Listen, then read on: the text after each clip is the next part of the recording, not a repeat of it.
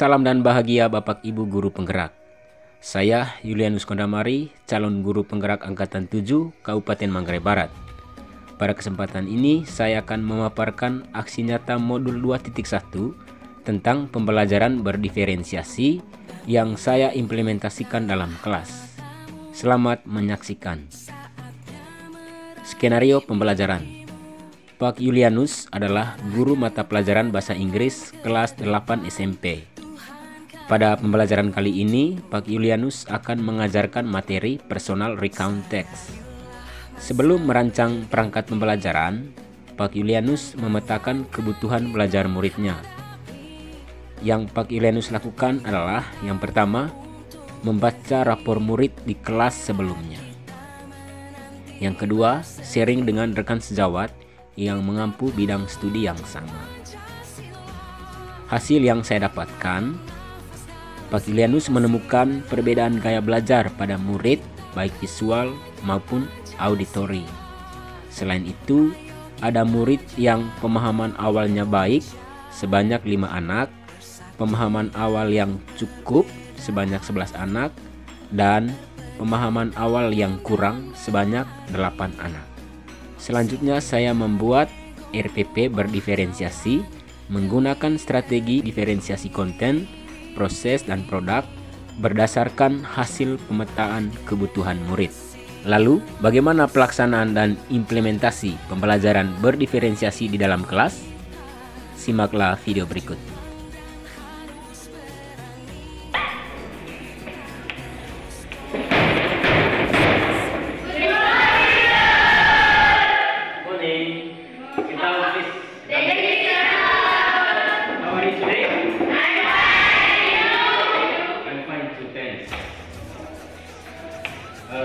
One of you will start to pray. Satu orang angkat doa. Ya, Pano, silakan maju. Come here.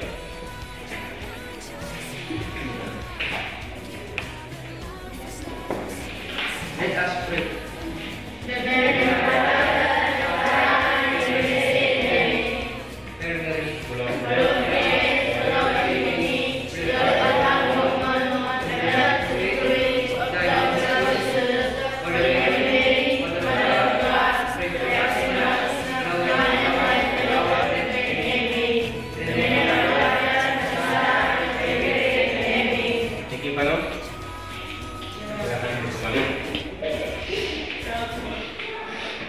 Baik, pertama saya ingin aksen dulu ya.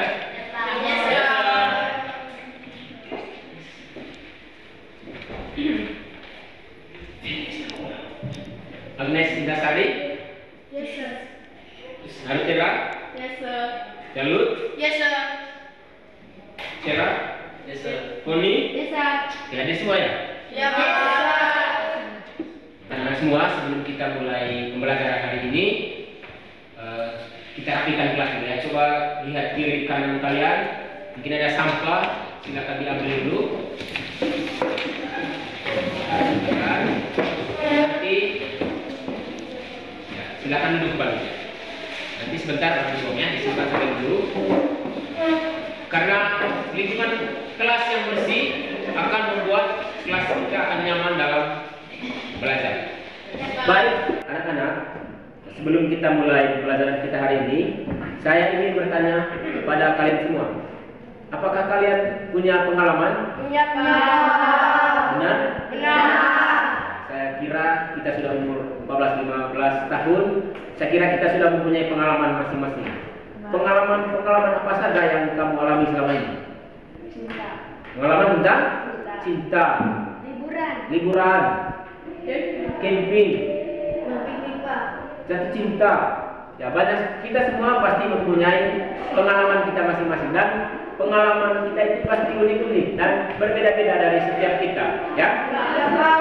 Baik, hari ini kita akan belajar sebuah materi tentang recount text, yaitu tentang personal recount text, yaitu tentang pengalaman kita masing-masing. Itu materi kita hari ini. Ya, ini namanya recount text. Lalu, adapun tujuan, ya, tujuan pembelajaran kita hari ini. ada tujuannya. Kita belajar recount text ini yang menceritakan pengalaman kita itu ada tujuannya. Lalu apa tujuannya? Mari kita lihat bersama.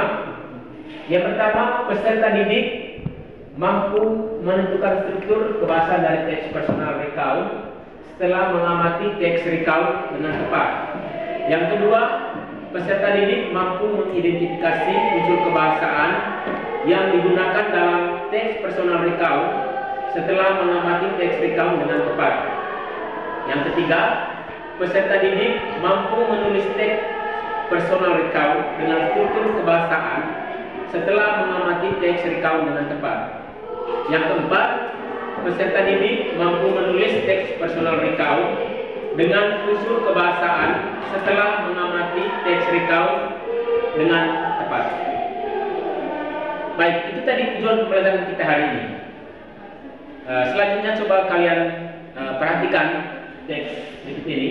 Jadi ini adalah sebuah teks tentang personal recount text yang saya sudah jelaskan di awal tadi. Ini contohnya, My Summer Holiday in Seoul. Baik, coba kita amati teks ini, teks personal recount text. Lalu kita analisa kira-kira apa yang dibahaskan dalam teks tersebut. Siapa-siapa saja yang ada di dalam teks tersebut. Nah, itu yang kita bahas. Lalu bahasa-bahasa apa yang digunakan. Nah, untuk kesempatan kali ini saya meminta kalian semua untuk melihat teks ini. Ya, kira-kira apa yang kalian lihat nanti di teks ini, siapa-siapa yang ada di dalamnya, apa-apa saja yang dibicarakan. Ya, untuk kesempatan ini saya berikan kesempatan kepada kamu untuk mengamati dan menganalisis teks ini. Baik, anak-anak, setelah kita membaca teks ini tadi, saya ingin bertanya kepada kalian semua, kira-kira apa isi teks ini? Tentang apa teks ini? What is the text about? Ya, silakan, Bibi. My summer holiday in Seoul. My summer holiday in Seoul. Artinya liburan panas di Seoul. Seoul, ya. Oke. Tepuk tangan untuk Bibi. Terus pertanyaan kedua, who are involved in the text? Siapa-siapa yang ada di teks? Siapa-siapa yang ada di teks? Ya. The writer. The writer. Dan apa lagi? His friend. His friend. Oke, tepuk tangan. Pertanyaan ketiga, what is the writer doing there? Kira-kira apa yang dilakukan oleh penulis ini selama dia melaksanakan atau liburan di apa ini? Di Seoul. Kira-kira apa yang dia lakukan di sana? Siapa yang bisa jawab setelah kalian membaca teks ini tadi? Silakan ambil. On the fifth day, I was late and so I got round 7 and after horse long flight. Ya, on the first day I was landing at Incheon Airport around 7 after 6-hour long flight. Oke, kita close dulu ambil. Baik, kira-kira apa lagi yang dilakukan the writer di sana? Ya, silakan. Then I went to Seoul by train and shipped into the hotel I already booked. Ya, then I went to Seoul and then I went into the hotel I already booked. Ada lagi yang dilakukan? Ya. At night, I went to Hyundai Formosa district in South Korea. Ya, dia pergi ke Hyundai di Korea Selatan. Ya, jangan untuk. Ada lagi yang dilakukan? Ada lagi? Ya, silakan. I went to the Gekeo and National Museum. Oke, applause to tadi. Kita lihat, ada lagi yang dia lakukan di sana? Masih ada ya? I went back to the hotel at 10. Finally, I went back to the hotel at 10. Berarti dia pergi ke hotel itu, dia pulang kembali ke hotel itu jam 10. Ya, tepuk tangan untuk.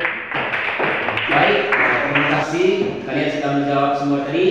Setelah membaca teks ini, kalian sudah menganalisa dengan baik karena kalian bisa menjawab semua pertanyaan yang saya berikan.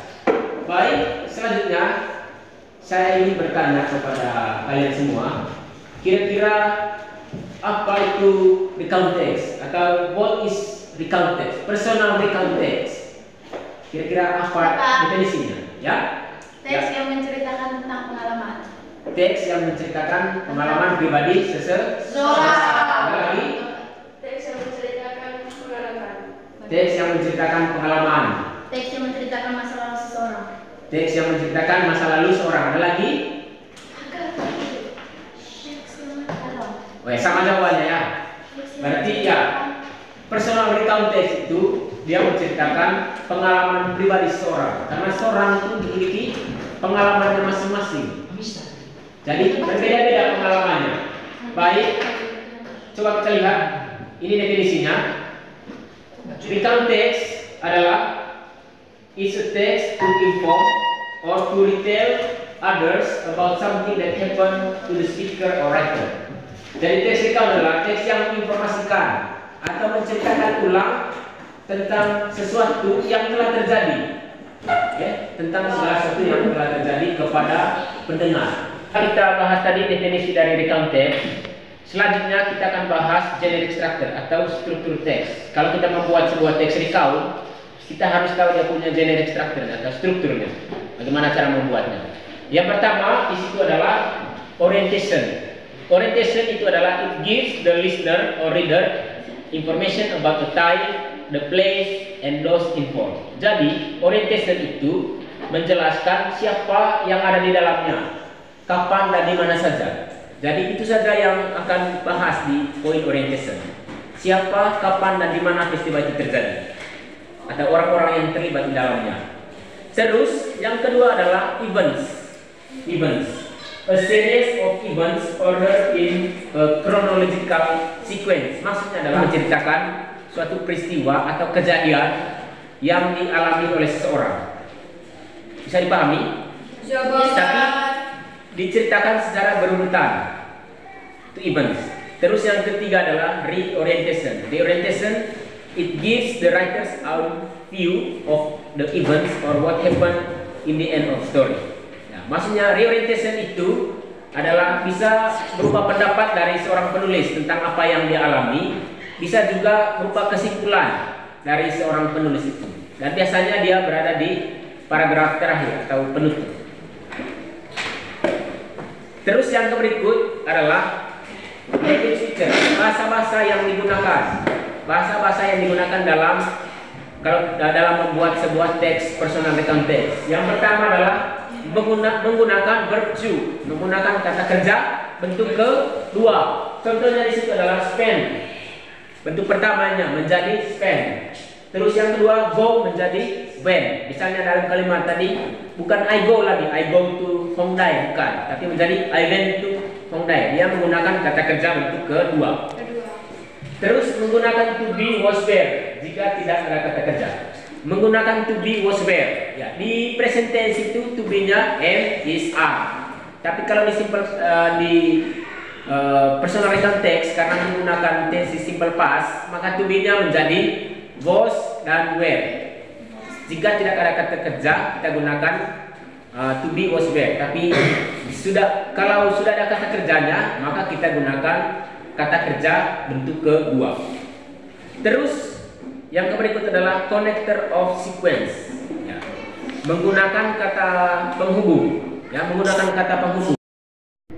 Baik, selanjutnya adalah connector of sequence atau kata penghubung. Kata penghubung. Apa kata penghubungnya? Kita lihat sama-sama. First, then, after that, next, finally. Maksudnya pertama, kemudian, setelah itu, selanjutnya, dan akhirnya. Maksudnya kita gunakan itu dalam rangkaian peristiwa yang dialami. Misalnya first, pertama saya pergi ke ini. Next, finally, sampai pada akhirnya. Untuk connector of sequence ini, kata penghubung ini digunakan ketika kita menulis rangkaian peristiwa yang dialami atau kita alami. Baik, yang lain adalah adverb of time atau keterangan waktu.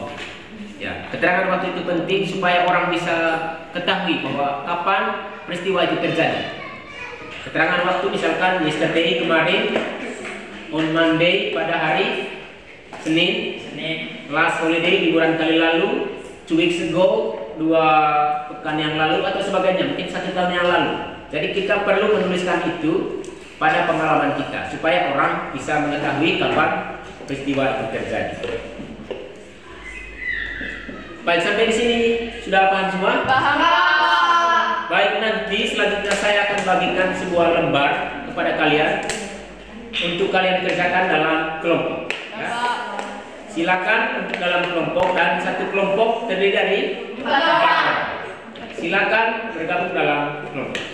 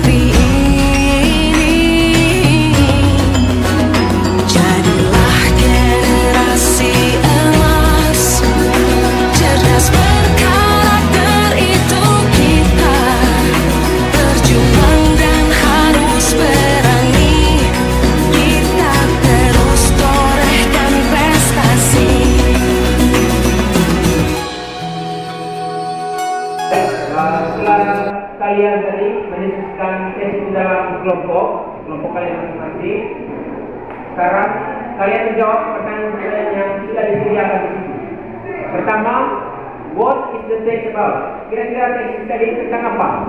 Ada yang jawab? Ya. To tell the writer experience. To tell the writer experience. Okay, close the group. Baik, berikut determine the generic structure. Kira-kira apa saja yang orientasinya, apa dia punya event, apa dia punya reorientasinya dari teks tersebut. Jadi terus.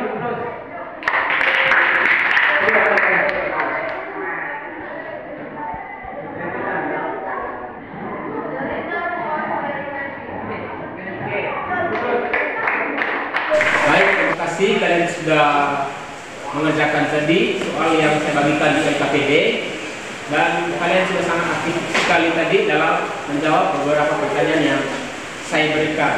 Permainan yang cukup nyambung. Sekarang angkat tangan kalian, siapkan nyamuknya, pukul nyamuk di tangan sendiri, pukul nyamuk di tangan sendiri, pukul nyamuk di bagian kanan.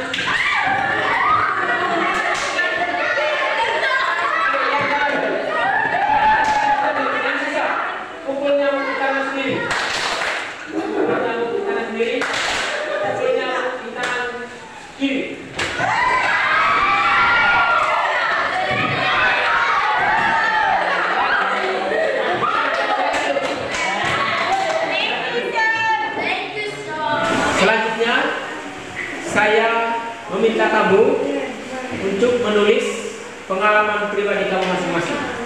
Ya? Sekarang kamu tulis pengalaman pribadi kamu masing-masing. Tulis pengalaman masing-masing. Anak-anak sedang menulis pengalaman pribadi masing-masing.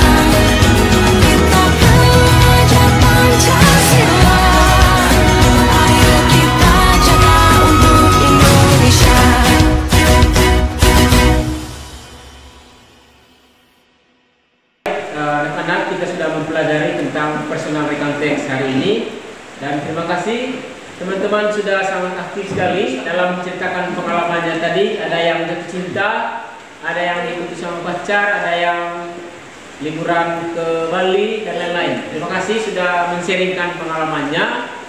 Dan minggu depan kita akan bahas tentang salah satu jenis teks lagi, yaitu naratif teks. Ya.